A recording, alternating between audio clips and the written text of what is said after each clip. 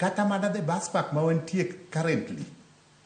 kidhi ng'iyo sani kaka buspark no chalo inyalo kata maringo onge oda ke chokora duto ma Kenya ma Western gi Makure nobi opukno ma Kisumo ka waseyuak wasendiko barupe buspark itself wan wachulo osuru security onge lights security lights onge completely the drainages kaka ne joko lose the World Bank olose almost 20 years back onge gima the city kata the county government mar Kisumo setime buspark drainages omukore abiria themselves osetur literally and mitokni wabe osekethre kanyo mang'eny koro nego bedni sama wachulo osuru ni be wayude services to maduong' en issue mar the insecurity ni city manager man buta kani nyalo confirm ni kata nyoro manyo wan gi rapar mar Ramogi ofafa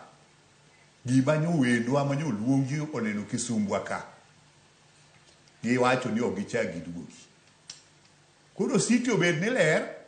to insecurity to pek ma ng'ato ok diwuothe e city yawa magi gik mwapenjore nikech wan ma wan e ground waneno gigi to ka ji obet piny mwago mbaka to wang'iyo ni ma wanyalo timo kama ma wanyalo timo kama ang'eyo ni challenges nitie over issue mar the street boys to kapo ni maybe wanyalo riwo lwedo kaka johala nyithindo go mosebedo madongo molokre street families ka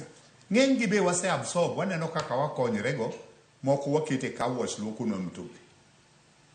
to magi wanyalo mana timo ka ji obet piny to ji ogo mbaka moko to nitie ma jokuoge literally